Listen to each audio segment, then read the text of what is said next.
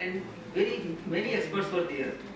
So they had estimated the quantum of investment requirement for 20 years period. The investment for urban infrastructure over a 20-year period is estimated at rupees 39.2 lakh crores. Now you can add the zeros, how many Arabs it will become. This is at only 2009 and 10 prices, and as the year will pass, the 20th year, perhaps the amount by the time will be much higher because of the escalation of prices. Of this rupees 17.3 lakh crore, or the 44% of this chunk, is accounted only for urban roads. Okay, the backlog for this sector is very large, ranging from 50% to 80% across the cities of India. The sectors delivering urban services such as water supply, sewerage, and solid waste management and storm water drainage will need about 8 lakh crore, or 20% of the whole amount. The committee has made explicit provision for rupees 4 lakh crore towards investment in renewal and redevelopment, including slums.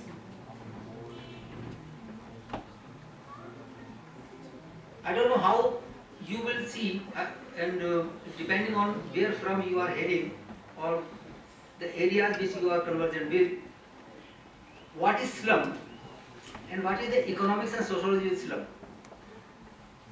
One study says in Delhi, slums are not the drain on the society or to the government, local government or any government, and they are self-sufficient.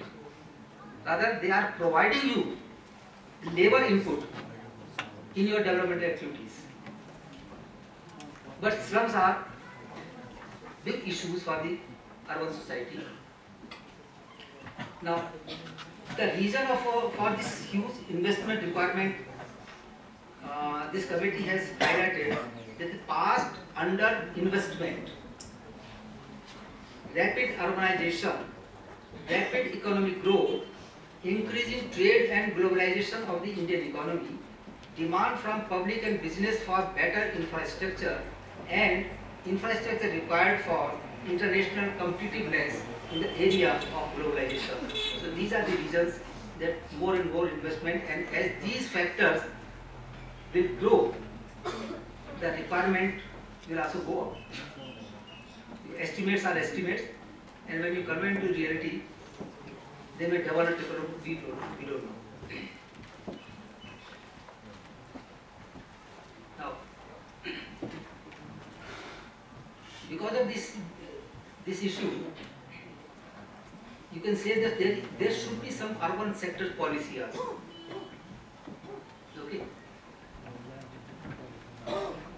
So for this, there is no second opinion that urban sector policy should promote encouragement of good governance, improvement in urban management, mobilization of financial resources, reduction in urban poverty, and addressing the urban developed sub-sectors like water supply, sanitation, solid waste management, land management, transport, and housing.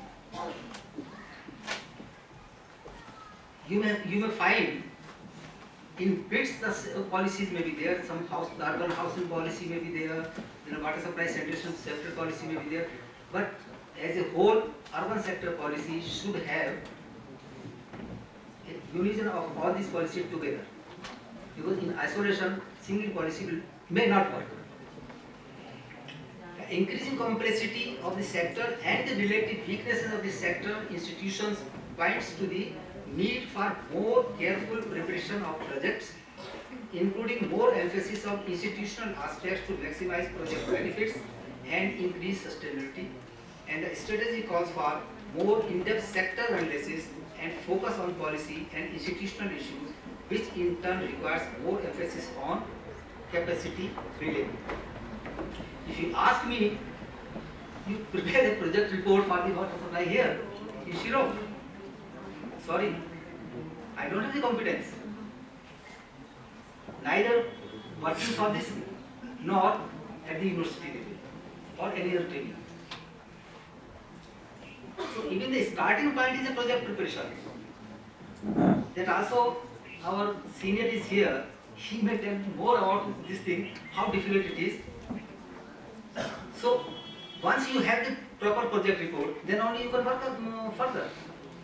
So this is the beginning of the handling of the tackling of the issues. So capacity building. Now capacity building either of the internal resources, human resources, or this may be from the outside laterally, either in the form of the consultant, or there may be some group of consultants who can you can draw from there. So idea is that this needs some expert and specialized training in the particular area. Since government alone, public sector alone cannot handle this volume of complexities as well as investment. You know, as you may say the story goes. Suppose to a farmer, you give 1 crore rupees. What will he do? Can he invest it? Can he make plan for investment?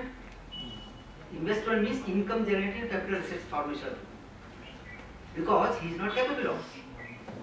So either he will hire the services of some consultant, right?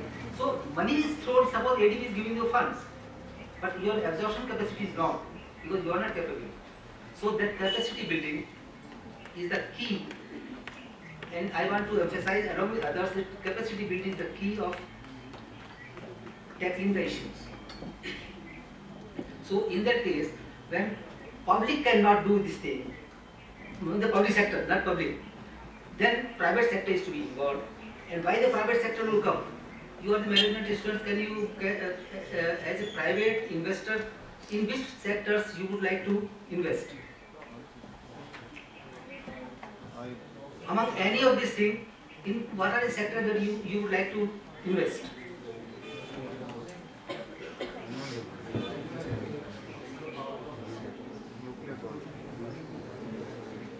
Which can generate returns. Pardon? Which can generate returns. Private sector, as I understand, I may be wrong, is motivated by profit maximization. If there is no profit, there is no private investment. The moment you see that your investment is going to drain, you will either, if you can, withdraw the money and go to somewhere else, either location change or the sector change. So, but unless private participation is there, public sector cannot do this thing. So there is a need for PPP, public-private partnership. Okay. And since urban sector is largely those sectors which are producing the public goods or public utilities, not the private goods. This is also theory that urban sector goods are of the private goods nature or semi-private good nature. Okay. So wherever this public good nature element is there, there is an element, inbuilt element of the social welfare. And social welfare is not without price. Who will bear the price? Only government can bear. So urban areas are dynamic, since urban areas are dynamic engine of growth, centers for innovation and entrepreneurship and source of developed social services, given the magnanimous amount required to invest in this sector, the governments, all levels, central, state and local, are just incapable. The grant or loans from international agencies are also required, but again the absorption capacity should be there. In addition to the private capital has to play a key role, as a participant in the development of this sector, and further, as the public sector alone cannot manage this capital intensive and highly technical sector, there is a need to form joint venture called as public-private partnership. And as per there is a draft consultation by Government of India, National PPP Policy 2011, which defines the models, various models of PPP and what PPP is.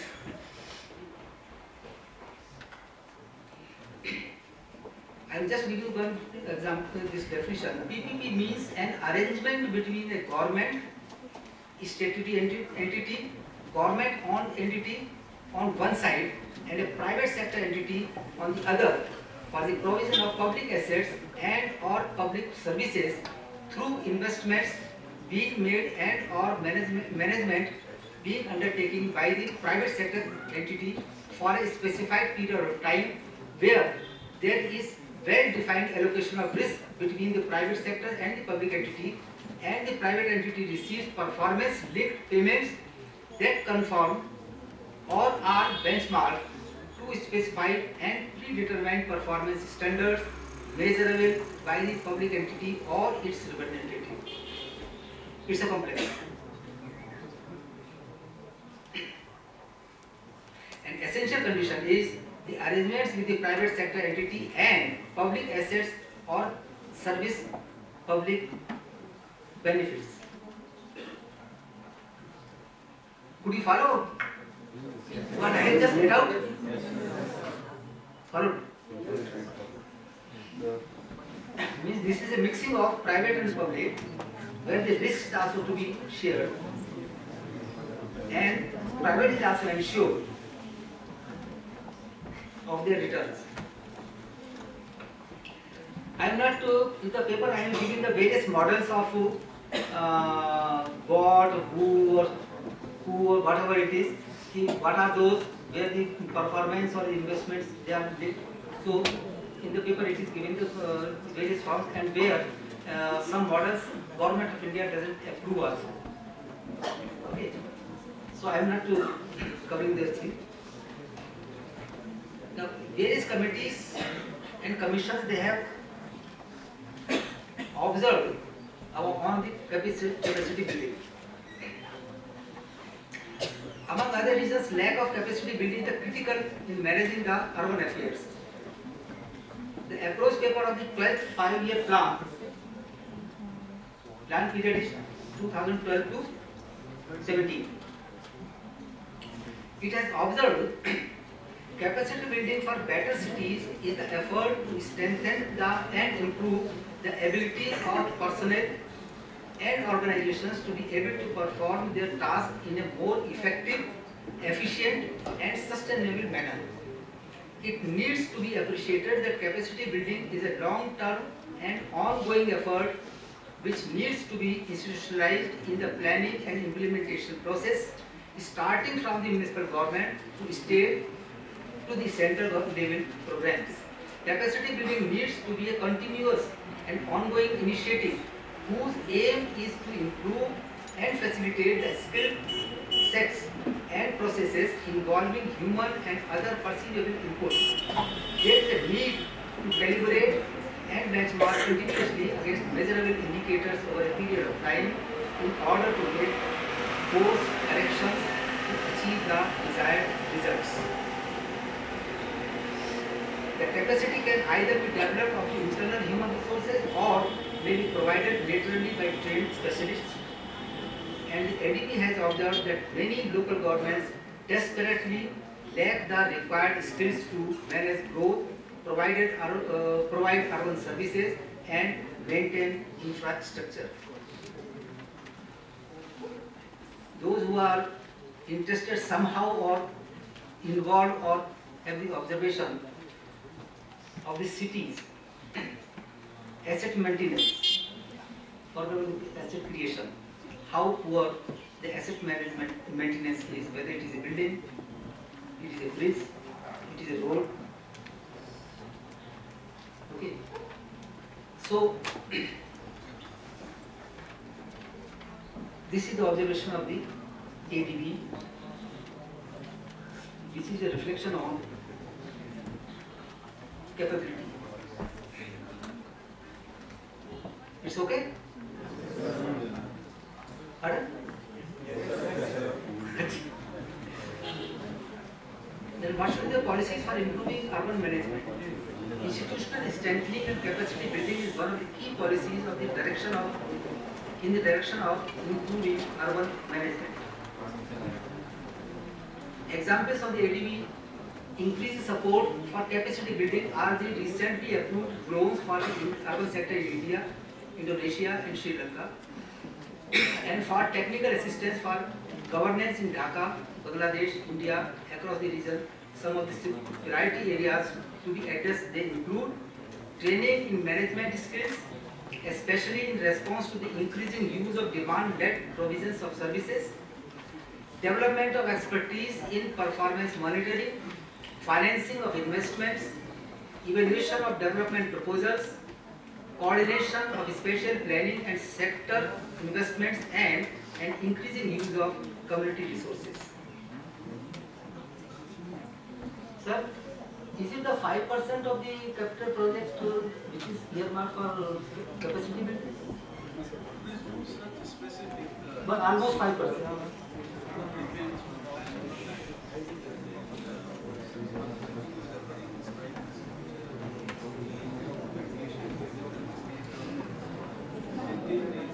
Okay.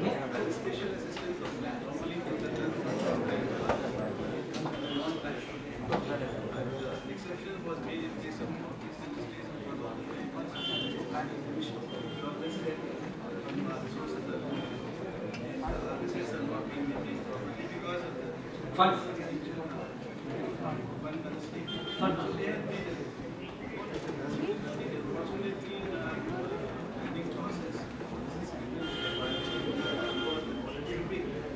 Perhaps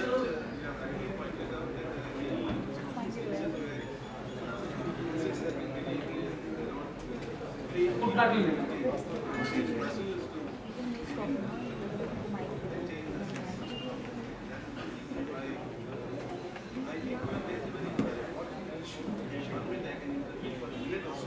Why not?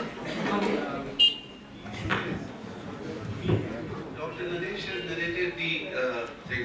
narrated the problems. Now, let us examine as to why these problems are there. Why is it that the city of Shillong is not clean? Why is it that our drains are blocked? Why is it that our quality of water is so poor? There must be reasons. Unless we find out the reasons properly, identify them, and give due priority, that this is my priority number one. I do not want to see any garbage on the road. If the city manager feels that this is his priority, I'm sure within a month's time he'll be able to clean the mess. That is as far as the city manager is concerned. We, as the people of Shillong, living here, working here, either on a permanent basis or temporary basis, what are we doing? Are we contributing towards the betterment of the city? Or we are contributing towards the deterioration of services? Are we as responsible citizens of this country and this city are giving our taxes on time? Now here's another point, insufficiency of fund. Why is it that city manager cannot get the due amount which is necessary for proper maintenance? Because we always say that I can pay 200 rupees to buy a kg of fish, but I will not pay 200 rupees per month for water. And if you fix that price, you will not remain city manager there for a day. Political will is one issue. Unless there is political will, you cannot push reforms, you cannot, despite the fact that ADB is saying that, there is incapacity here, capacity building is an issue. But what is ADB doing? ADB is sanctioning schemes, projects left and right, without knowing the present position of the officials, of the project coordinators, project implementers, as to whether they can do the needful or not. If you ask my opinion, if I was in the ADB, I would have said, no project to cities which are not capable of delivering. Make them capacitate the employees of the municipal corporations, the municipal boards, the state government officials. The moment they are in a position to deliver, then sanction these projects, we are literally putting the cart before the horse. As long as you do that, not this project, any project that you sanction under the urban development schemes will not give you the desired result. You will get 10%, 20%, 30%. I'm not saying that there will be zero. There will be some improvement. Now, Dr. Naresh has mentioned another thing, that 44% of the 32 lakh crore rupees that you need for investment in urban infrastructure will only be for roads. Are we giving priority to the roads? How many people, despite the fact that we have many cars in Shillong, this is a large section of the people. Why I am referring to Shillong? Because we are in Shillong. This is true of all the cities in the country. What is the percentage this high-powered committee has recommended for making walkways? People who would like to walk. Particularly in a situation like Shillong, where, I came here many years ago, when we could walk. Most of the time we used to walk here. And the streams that you see, they were really streams, not the nala or the dirty drain that you see here. Why it has happened? All of us are responsible. Not only the chief executive officer of the board or the government officials here, all of us. Now, unless all of us take a pledge and say, look, enough is enough. We have to do something for the city. We have to do not only for the city, all cities of the country. Why is it that the economies which are growing at 3% and 2%, they still have urban areas which are presentable, which are livable, which are habitable? And we were growing till the other day at the rate of 8% and 7%. And still no city in the country can say that yes, or city manager can say that yes, I provide all the facilities that you need. No city manager can say. Neither from Mumbai, nor from Calcutta, nor from Bangalore. There is no city in this country which comes at the level of the cities that you see abroad. Why? As I said, despite the fact that their economy is still in doldrums. Because the citizen of those countries and those cities, they feel very strongly about it. They want to have a good quality of life, and they contribute towards that. So this is one thing which I thought. And the other thing that I would slightly differ from what Dr. Naresh has said in terms of the 74th Constitution Amendment. Now, whatever is in the amendment, it is in the Constitution, and it's an obligation on the part of all the state governments to follow it. You can add, as he rightly says, add as much as you want to. But this is the minimum the state government has to do. Pass on those 18 functions to the city councils or the corporations. Our record is very poor. State governments ask Government of India to give them more and more powers, more and more funds. When it comes to passing on the functions, the powers and the funds to the local bodies, the state governments are miser. This is the least I can say. Unless we provide funds and transfer functions and also functionaries, ladies and gentlemen, our cities will continue to be what it is today. Maybe it will worsen over the period of time. I have lived in Gurgaon for the last 10 years, and I feel sorry. So much of money has gone down there. Private-public participation, which Dr. Naresh has said, you can see it in Gurgaon. It's not a livable place. It's not a livable place. So what I'm trying to say, that let all of us contribute towards the development and growth of the cities. Cities are the future of the country. Your jobs will be in the cities. No matter what politicians say about the rural areas, rural areas, both are important. But rural areas can't feed you. They can feed you to certain extent by providing perhaps the food grains. But it is the city economy which will take you further. And with this, I would like to thank you for giving me this opportunity to intervene. And I'm sorry for the intervention. I took your time. Forgive me for that. But I thought it's important to, I feel strongly particularly about Shillong because I've lived here. And I still think and pray and hope that one day when I come back at the age of 90 or 100, I think this place will be a different place altogether. Thank you so much.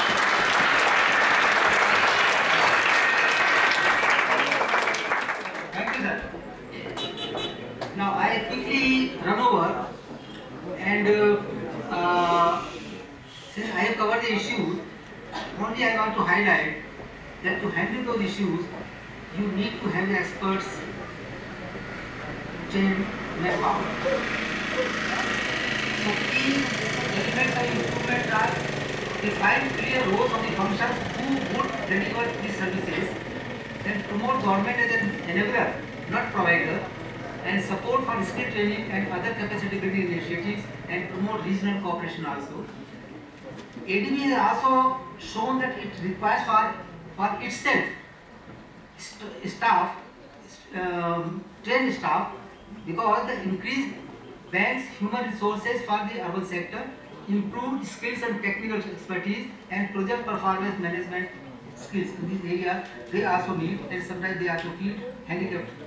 And staff resources requirement by India on all the levels are center, state or municipal. This is also very known. While the genuine RM, I have given in the paper the details of the general led reforms, had some success in building of the physical capacity. It needs to invest more in financial and human capacity. Many states and cities have been unable to leverage available funds for or implement reforms because of a lack of local capacity and technical expertise. Areas of capacity building are urban management and administration, financial management including land and its monetization, accounting, revenue mobilization, service level benchmarking, development and implementation of PPP projects, information technology, performance management, urban planning, architecture, transport planning and heritage conservation, socio-economic development, public health engineering, operation and maintenance, project implementation and monitoring, and contract management. So these are the different areas where capacity is needed. And the major constants in this is, it is the lack of the explicit demand for capacity building. This is one aspect, due to very low priority and is largely limited to administrative training. But at the same time, critical is the lack of credible supply side institutions like IIM or IITs or various institutions are there. They are also not capable of providing the support for supplying this. So demand and supply, both the constants are operational.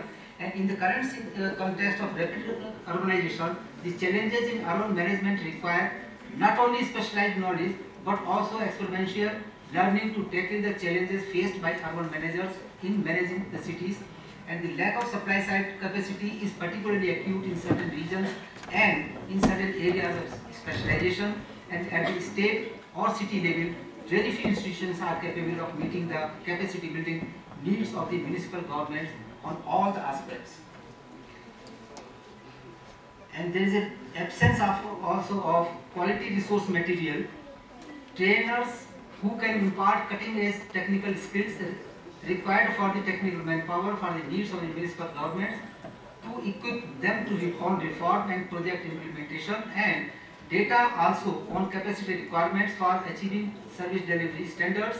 The institutions at the state level are mainly administrative training institutes whose focus is on general administration rather than on urban management, and training is primarily classroom-based training and not suitable to the requirements of the urban managers who need special attention to hone their skills based on best practices and the latest technological advancements. I am running because short of time. Now, recommendations of on this regard, the HEPC, high-powered committee, has also pointed out that is genuine RM provided for the capacity building on demand and found very few takers. The time available before the launch of the successor to the genuine RM, I think it is over. The phase is over. The first phase is over. So the successor to the genuine RM should be used by the government of India to help the states and municipal governments to rebuild the basic structure